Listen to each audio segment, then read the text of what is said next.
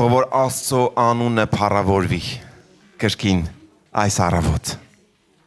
արժանի է մեր Աստված փառքերի եւ լավ է որ այս առավոտ մենք եկել ենք լսելու Աստծո խոսքը բոլորս միասին իրականապես լսելու որովհետեւ եթե եկել ենք եւ մենք մտքով դեռ դրսում ենք իզուր ենք եկել ենք իրականապես լիովին լսելու Աստծո խոսքը ներկա ենք հոգով, մտքով, սրտով, մարմնով որպեսզի Աստծո խոսքը լսենք Աստված միշտ ուզեցել է մարդու հետ խոսի հարաբերության մեջ լինի, մտերմության մեջ լինի եւ տեսնում ենք երբ որ Աստված ստեղծում է ամեն բան հաճախ նա գալիս է մարդու հետ խոսելու, Ադամի հետ խոսելու։ Տեսնում ենք Աստվածաշունչը, տեսնում ենք որ Աստված հաճախ այդ քայլն անում է, մոտենում է դեպի Ադամ, մոտենում է որպեսզի խոսի մարդու հետ։ Եվ նույնիսկ այն ժամանակ երբ մարդը կոտրում է, մարդը ընկնում է, այդ անկում հասկացողությունը մեղքը գործում է, անհնազանդում է եւ հեռանում է Աստծուց, Աստված կրկին վերադառնում է, մոտենում է որպեսզի խոսի մարդու հետ։ Եվ իր որդու միջոցով վերականգնելով այդ հարաբերությունը շարունակում է մոտենալ մեզ, որպեսզի մեզ հետ խոսի։ Հարց եմ ուզում տալ, ով է ուզում տուն ունենալ։ Երևի բոլորս, կարող ենք ասել, բոլորս ուզում ենք տուն ունենալ, այդպես է թե չէ։ Բոլորս էլ կուզենայինք տուն ունենալ։ Դա ուղղակի նորմալ երևույթ է։ Բոլոր մարդիկ կուզենան տուն ունենալ։ Ինչ կարելի ասել բավարարվածություն, երբ որ դու տունը ոչ միայն առնում ես, այլ հողամաս ես առնում եւ սկսում ես տունը կառուցել։ Ճարտարապետ ես վերցնում, գծագրեր են անում եւ սկսում ես տունը կառուցել։ Ինչ աստիճան կարելի ասել հասել ես արդեն, որ կարող ես տուն կառուցել։ Եվ բոլորս կուզենայինք ունենալ այդ հնարավորությունը առնել հողամաս մարդիկան արդեն ունեն, արել են այդ բանը եւ գիտեն թե ինչ է դա։ Տուն կառուցել։ Չգիտեմ դուք տեսել եք այնպիսի տներ, որոնք լավ կառուցված են, լավ տեսնում եք դրսից սիրուն է, շատ գեղեցիկ է, բայց որը ժամանակ անց փլուզվում է, որը ժամանակ անց նույնիսկ գետնի տակ է կեսը անցել։ Գիտեք, երբ որ խոսքը պատրաստում էի, տեսնում էի որոշ նկարներ ինտերնետով եւ մեծ տներ, կարելի ասել դղյակներ, որոնք կեսը գետնի տակ էին անցել, որովհետեւ ճիշտ հիմքերի վրա չէր կառուցված, իրականապես լավ չէր կառուցված, ֆունդամենտը լավ չէր դրված։ Եվ ճիշտ է, ուզում ենք տուն ունենալ, բայց ինչպես պետք է այդ տունը կառուցվի, ինչի վրա է կառուցվում այդ տունը։ Եթե ինչ-որ մի վերնագիր պետք է տամ իմ խոսքին այս առավոտ կլինի կառուցել այնպես, որ այն հարատևի, դիմանա, այդպես կառուցել։ Ղուկաս ավետարան 6-րդ գլուխ 46-ից 49-րդ խոսքերը աղոթում են, որ քո խոսքը լսենք, քո խոսքը օրտնես առաջնորդես եւ քո խոսքը մենք յուրաքանչյուրս ստանանք լսենք եւ գործի մեջ տնենք ինչպես այս կարդացինք։ Տեր ուզում եմ որ ինձ օգտագործես եւ եթե քեզանից չեմ խոսում Տեր մեզ տուր իմաստություն որպեսի կողքի դնենք այն բաները որ քեզանից չի գալիս այն խոսքերը այն մտքերը որ քեզանից չի գալիս եւ վերցնենք այն մտքերը որ քեզանից է գալիս Հիսուսի անունից կաղոթեմ ամեն Երբ որ իմ կրկին խոսքը պատրաստում էի նկարների մեջ, փնտրում էի տեսնում էի, որ ամեն անգամ եւ երբ որ մեր քաղաքում հնարավոր է այստեղ էլ ամեն տեղեր տեսնում ենք, որ երբ որ տուն են կառուցում, իրականապես լավ պետք է խորը փորվի, որպեսզի առաջի երթին հասնել ավելի կայուն, ավելի հաստատ ինչ որ մի տեղ, որպեսզի չէ բետոնը թափվի եւ հետո նոր քարը դրվի։ Հետո երկրորդ Կորինթացիս 32-րդ գլուխը կարող ենք տեսնել, որ Աստված ինքը իրեն խոսում է, ինքը իրեն մասին ներկայանում է նաև ժայռը, Հիսուս Քրիստոսն է ժայռը եւ Աստված էլ ներկայացված է երկրորդ Կորինթացիս մեջ, օրինացի մեջ տեսնում ենք, որ ինքը ներկայացվում է որպես ժայռ։ Նա է ժայռը, ում վրա մենք կարող ենք իրականապես հիմնել, կառուցել մեր կյանքը։ Եվ իհարկե խոսքը գնում է մարդու քրիստոնյայի մասին, առավել եւս այն, որ ասում է ես քրիստոնյա եմ, այն մարդը, որ ասում է ես քրիստոնյա եմ։ Այն մեկը ասում է, որ ես Աստծուն եմ հետևում։ Այն մեկը ասում է, որ ես Աստծո զավակ եմ։ Այն քրիստոնյայի մասին է խոսքը, ով գտել է գանձը, ով գտել է չէ այն յուրահատուկ քարը, թանկագին քարը եւ գնաց վաճառեց ամեն ինչ որ ուներ, որպեսզի գնի այս գանձը, այն հողամասը, որտեղ գանձը գտել էր։ Եվ ինչ է վաճառում այդ առակը, որ լսում ենք։ Այն մարդը, որ գտել է իրական գանձը, նա գնում է վաճառելու ամեն ինչ որ ունի։ Ամեն գրքեր, ամեն մտքեր, ամեն անցյալ, ամեն մտածելակերպ, ամեն կարելի ասել ադատ, ավանդույթ, ամեն բան կողքի է դնում եւ ասում է ես գտել եմ իրական գանձը, ես գտել եմ իրական ճանապարհը, ես գտել եմ կյանքը, ես գտել եմ ճշմարտությունը, հիմա պետք է քայլեմ այդ ճշմարտության վրա։ Ամեն ինչ կողքի եմ դնում, Հիսուսն է ճշմարտությունը, կյանքը։ Ճանապարհը Հիսուսն է։ Առաջի Կորինթացիս 3-րդ գլխի մեջ 10-ից 15-րդ խոսքերի մեջ Պողոս առաքյալը շատ հետաքրքիր մտքեր պետք է ասի, այն հիմքի վրա, որ նա կառուցել է, այդ հիմքի մասին խոսելով, առաջի Կորինթացիս 3-րդ գլուխ 10-ից 15-րդ խոսքերի մեջ Պողոս առաքյալը կրկին հիմքի մասին պետք է խոսի, ասում է, որ ես կառուցել եմ այդ հիմքի վրա, եւ մյուսը պետք է գա շարունակի կառուցումը, բայց այդ հիմքը արդեն դրվել է եւ ինչն է այդ հիմքը, ով է այդ հիմքը, եթե ոչ Հիսուս Քրիստոս։ Առաջի կետը, որի մասին ուզում եմ խոսել, դա այն է, որ պետք է հասկանանք անհրաժեշտությունը լավ, ճիշտ հիմքեր ունենալու։ Ճիշտ հիմքեր ունենալու անհրաժեշտությունը։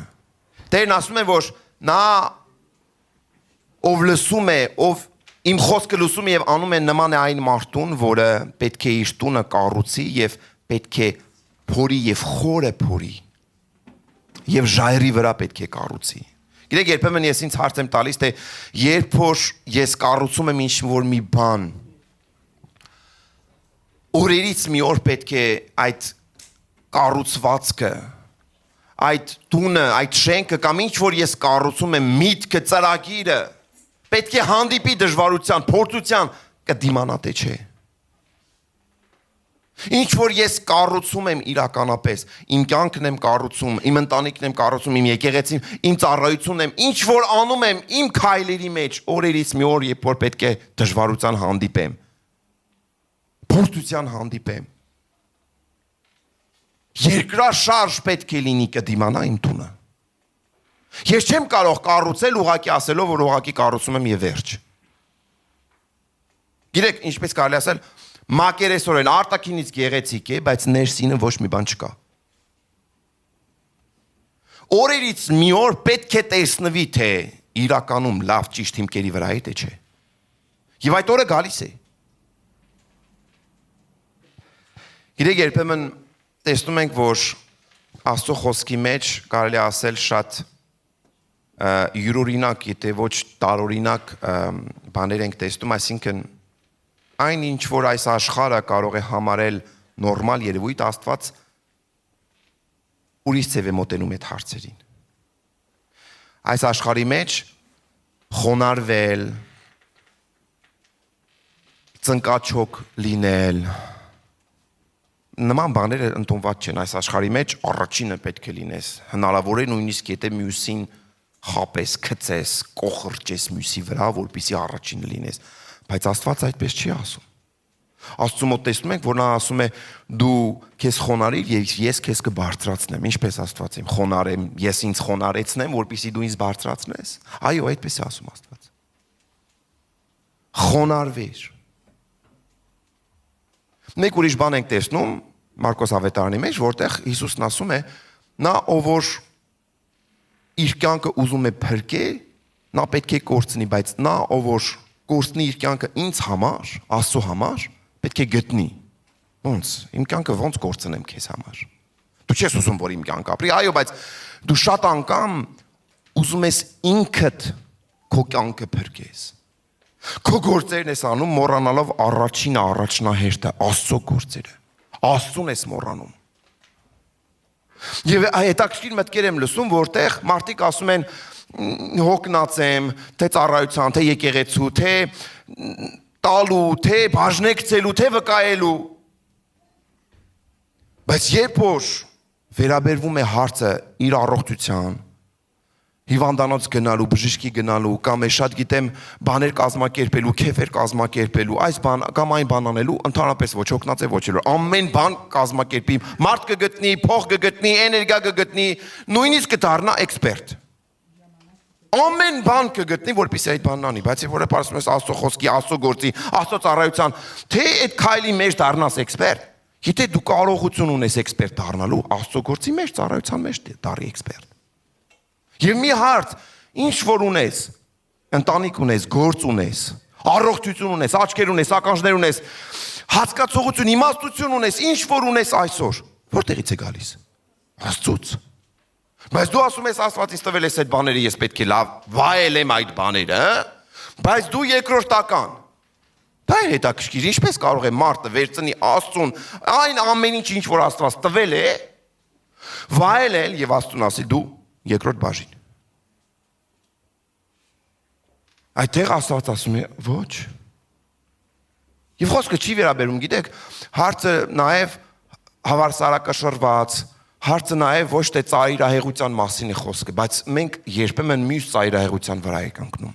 որտեղ ամեն ինչ դառնում է Աստծո ծառայության, Աստծո գործի մեջ երկրորդական։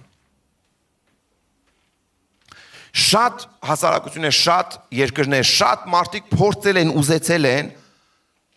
մտածելով, որ ճիշտ արժեքներ, լավ արժեքներ են անում, լավ քայլեր են անում, այդպիսով պետք է ինչ-որ մի յուրահատուկ, այսպես ասած, թակավորություն կամ հասարակություն պետք է ստեղծեն, եւ դա պետք է տևի։ Գիտեք, կոմունիզմը տասնյակ տարիներ, 70 տարի ի վեր փորձեց վերցնելով նույնիսկ աստվածաշնչյան տեղեր, արժեքներ, փորձելով աշխարհը ցույց տա աշխարհին ցույց տա, որ ահա այսպես պետք է լինի։ Բայց դա չի գոյություն ունենա, եթե Հիսուս Քրիստոսի խոսքերի վրա չհիմնվի, եթե իրականապես մարդիկ չլսեն եւ չկատարեն Աստծո խոսքը։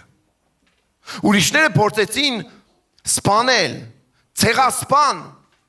կործանել նույնիսկ ազգեր, որոնք իրենց հետ համաձայն չէին, որոնց հետ իրենք համաձայն չէին, ասելով, որ պետք է խաղաղություն լինի, 1000 տարի պետք է խաղաղություն լինի։ Բայց նման մարդիկ, նման կառավարություն, նման հասարակություն չի կարող տևել։ Իրականում մենք մեր կյանքը կանչված ենք, որպեսզի հիմնենք, կառուցենք ժայռի վրա, որը մեր արարիչն է, որը մեր Հիսուս Քրիստոսն է։ Հարցը հետևյալն է, երբ որ ես կառուցում եմ, ես ինչ գումար եմ տալիս հիմքերը, այն չէ բետոնը, որ պետք է թափվի, ինչքան գումար եմ, երբեմն ասում եմ, որ տունը կառուցելու համար գրեթե բյուջեի կես գումարը դրա վրա է գնում։ Բայց շատ անգամ մարդիկ կարող են ընտրություն անեն, ավելի քիչ ծախսեն դրա վրա, բայց ավելի շատ ծախսեն, չէ, խոհանոցի, չգիտեմ սենյակի, չգիտեմ ուրիշ բաների վրա։ Եվ այդպես քրիստոնյան կարող է իր կյանքի մեջ այն բանը, որ չի երևում, ավելի քիչ ժամանակ տրամադրի դրա վրա։ Եվ արտաքինից շատ բաներ կարող ենք տեսնել։ Եվ արտաքինից շատ բաներ երևալի են, այո, դու ասենք էլ չես ծխում, էլ չես խմում, էլ վատ խոսքեր չես ասում, չգիտեմ հայոյանքներ չես անում, չգիտեմ բամբասանքներ, բայց իրականում սրտի մեջ, սրտի խորքի մեջ նույն միտքը, նույն մարդը, նույն յակը մնում է։ Դու չես գնում խորը, չես փորում, որպեսզի հասնես ժայռին եւ սկսես կառուցելը տունը։